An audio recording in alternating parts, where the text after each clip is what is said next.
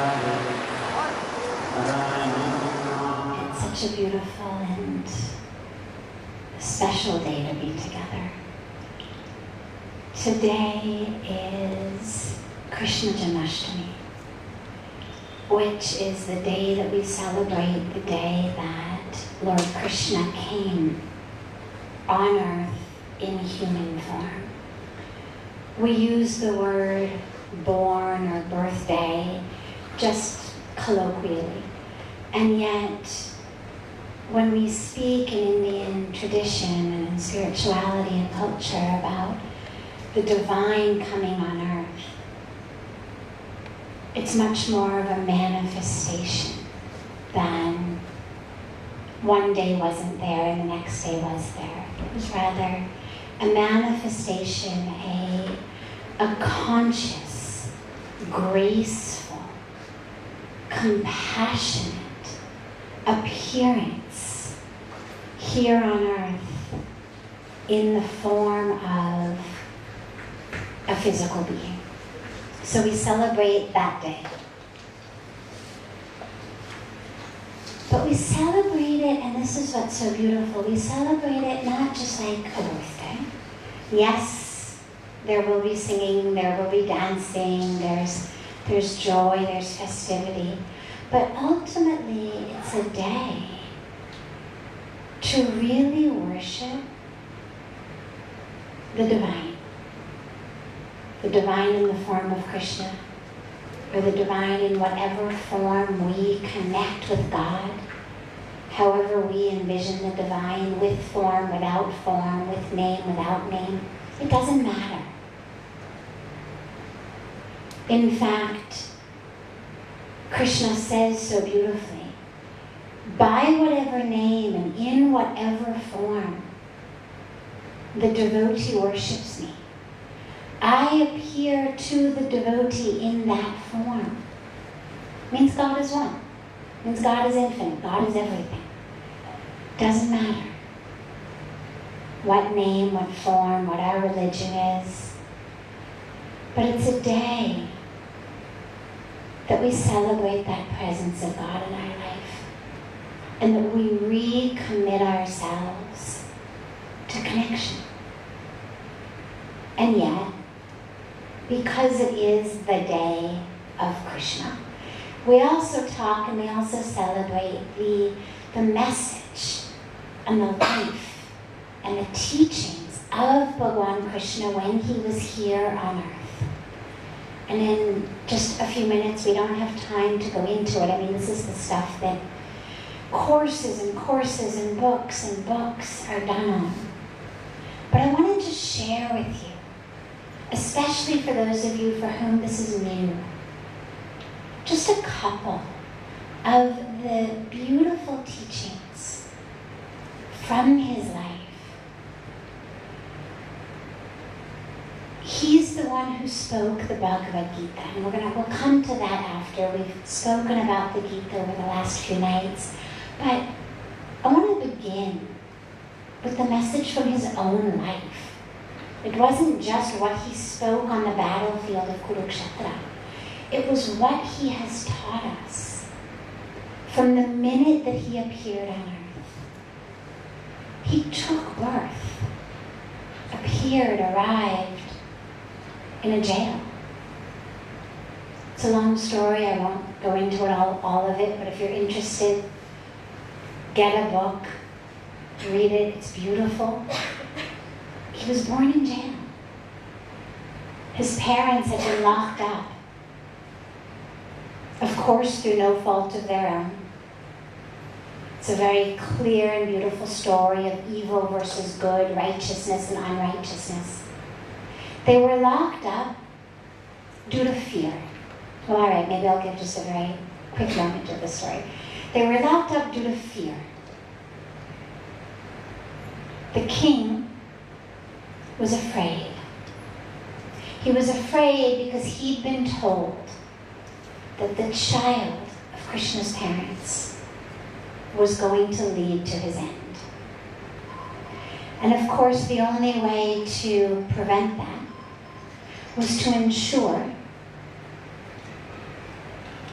that no child could live. So he locks up Krishna's soon-to-be parents and literally murders every one of their offspring. And again, there's more to the story. I'm skimming it very, very, very quickly. But the point is, Krishna took birth in the jail. And yet, the minute he was born, what happened? The doors opened. The guards fell asleep. Chains suddenly came unchained. His father carried him out across the high-flowing, rambunctious at that time, Yamuna River. The river receded, allowed them a safe passage. All of the obstacles dissipated. And it's got a very beautiful message. When you take that combined with all of the other experiences that happened to Krishna during his life, it was a life that if you looked at it objectively, if you put together Krishna's, biodata or CV or life story and bullet points on one page, looks like a lot of trouble. They tried to kill him so many times when he was a baby. As he got older, it was one difficult situation after another difficult situation, ultimately finding himself in the middle of the Mahabharata war where he had to give the Bhagavad Gita. And yet, in the midst of it, he never lost the divine purpose that he was put on earth for. There never came a time when he said, forget it. Wasn't supposed to be like this. This wasn't how I planned it. These people aren't supposed to be so mean. Why are they trying to kill me? I'm just a baby. And a good baby, a divine baby. Never said that. Rather, he took each situation. This is another important point. He took each situation and overcame it. In many of our lives, we feel like somehow if we're on a spiritual path, if we're connected spiritually, if God is there, if we chant the right mantra, we go to the right mandir or church or gurdwara, have the right guru, do the right program, get the right certificate, we won't have any more problems in life. Everything will flow very smoothly. People won't be against us. Nobody will try to kill us or harm us or poison us like happened to Krishna. And what his life gives us the message. And remember, when this is God you're talking about, he did plan it all like this. So every bit of it, it's not just that the Gita is the message. His life is the message. And the message is, spirituality is not an inoculation against hardship.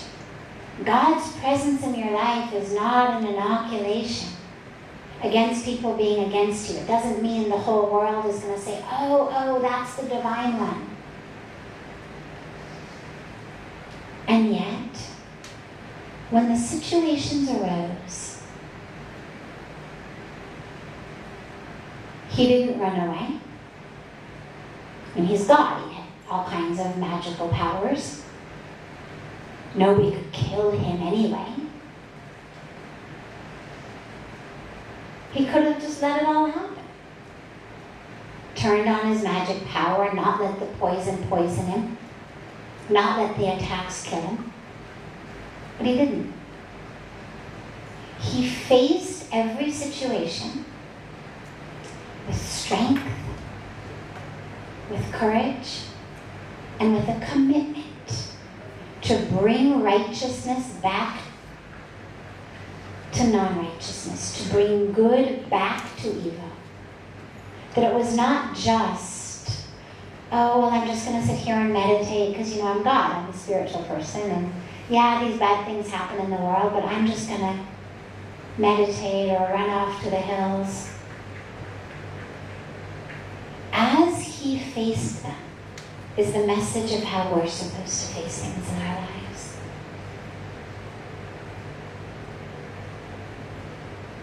We don't let them ruin us, but we address them. We take care of it. We bring righteousness back to unrighteousness, good back to evil, not losing. It's not that the one in front of us is yelling, so we yell. The one in front of us is cursing, so we curse. The one in front of us slapped us, so we slapped them back. He hit first. It's not that.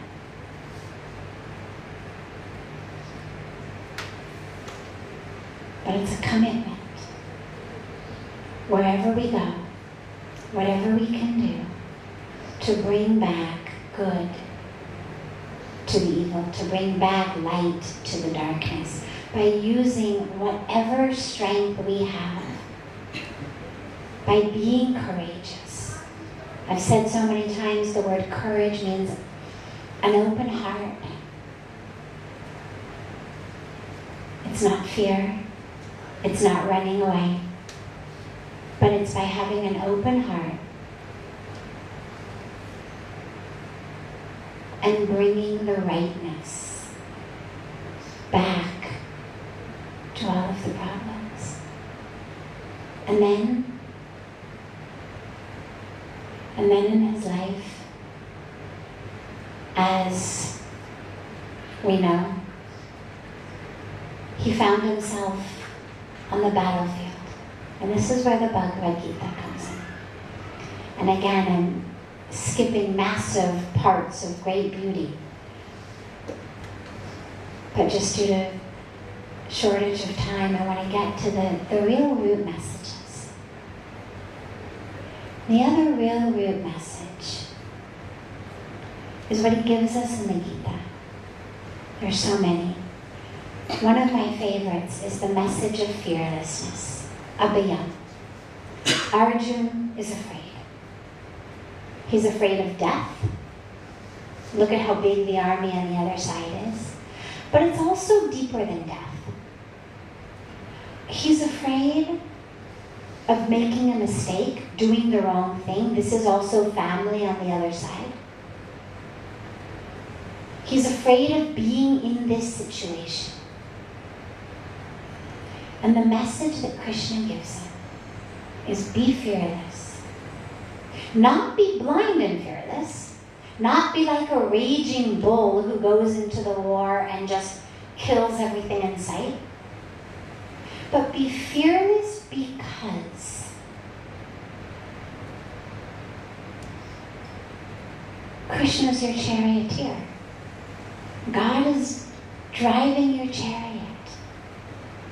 And just as when he was born in the jail, all of the typical things that happen in jail miraculously dissipated. The doors open, the chains open, the guards sleep.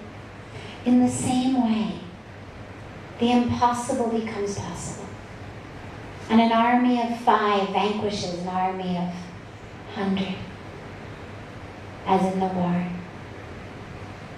The underdog, representing good, wins. But wins through doing their dharma. And that's the crux of his message, is be fearless because this is your dharma. These may be family on the other side, but at the moment, what they are is representatives of evil, representatives of adharma. The Pandavas did not storm Kurukshetra and try to kill everyone. It was a war that they found themselves in because because their family members had waged it on them, because their family members had over and over and over and over again tortured them in so many ways, sending them off into the forests, giving them nothing, trying to kill them, doing everything. And then at the end of the day, refusing to even let them live. Arjuna had gotten to the point where he had said, fine, forget it. Just a place for our little houses was enough. Forget the kingdom, forget everything. Just a little place that we can live. And Duryodhana had said, no, I won't give you anything. So this was a war they had been brought into by representatives of evil, of unrighteousness, of adharma. And the fact that they happened to come in the form of the family members was not the point, as Krishna reminded Arjuna over and over again. In this life, at this moment, yes, at this intersection of time and space, he is your cousin. But at the essence, in the depth, what you are staring at is adharma. You are staring at evil. And you are staring at evil that if you do not remove it, it's going to create more and more evil, more and more violence, more and more harm. You must be courageous. And that, to me, is one of the deepest and most important messages, because, as has been said by all of the great philosophers and great commentators on the Gita and on the Mahabharata, our lives are a battlefield. We could look at our own internal world, our mind, our heart, our logic, our reason, our emotions. We could look at our external world. We could look at aspects of our family. You could pretty much superimpose the idea of this war of Kurukshetra onto so many different aspects of our life.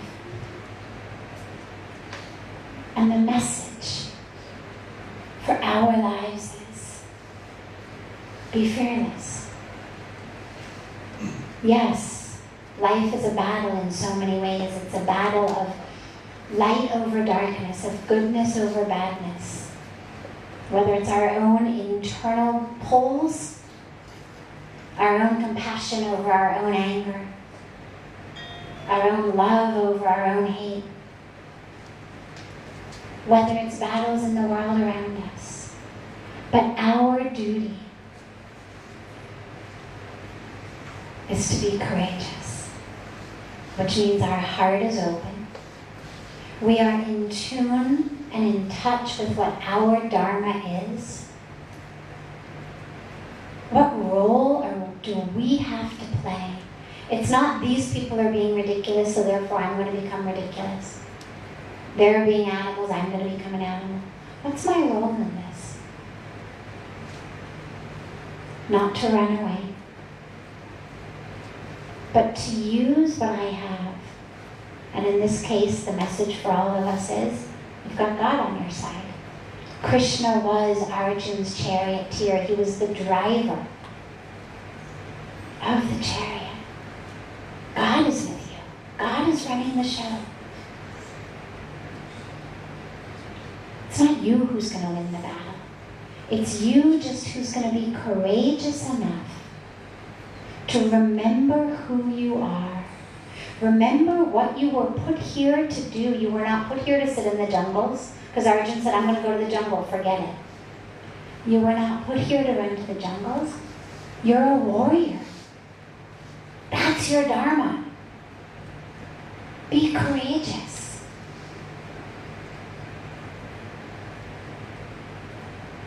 And remember, I'm driving your chariot.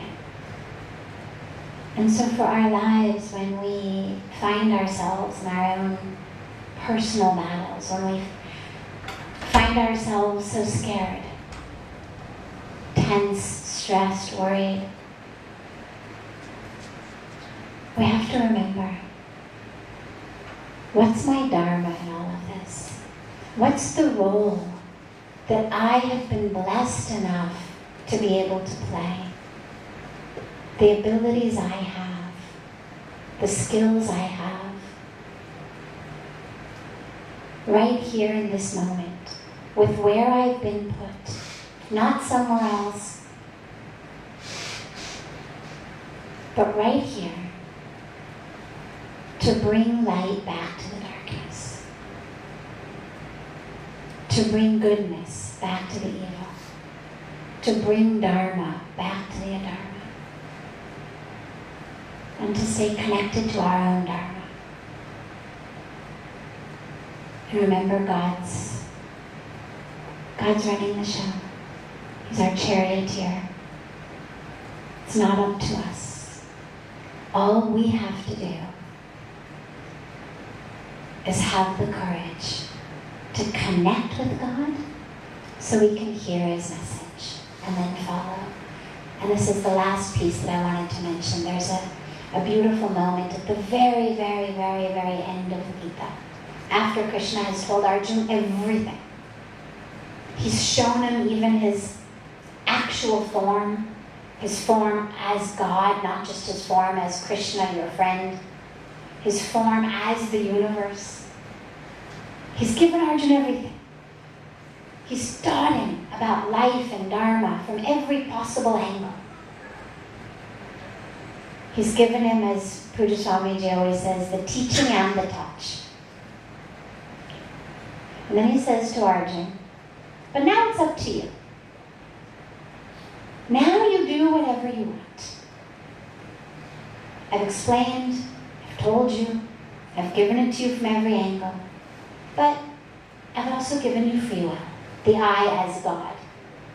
You've got free will. It's up to you.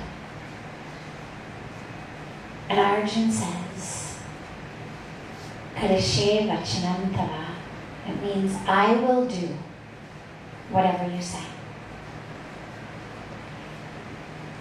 And when we commit ourselves to that in our lives, we get messages from God.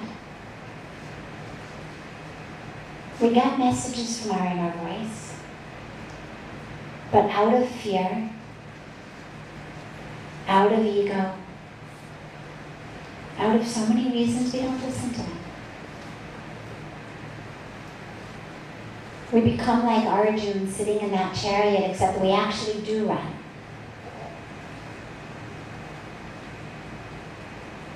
And the very last message is, I will do whatever you say. And when that becomes the real mantra in our life,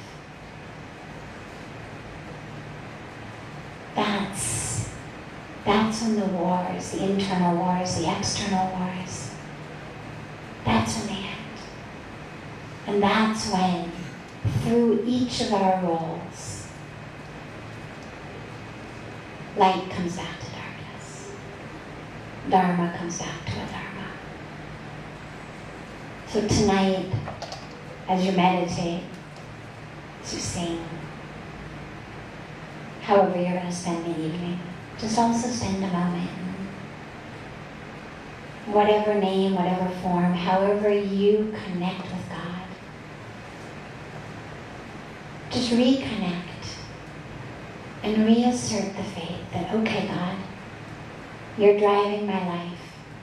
I'm in your chariot. You are the charioteer. Yeah, it looks scary. Yeah, this looks like a situation that I don't know what to do with. But you guide me. And I will do whatever you say.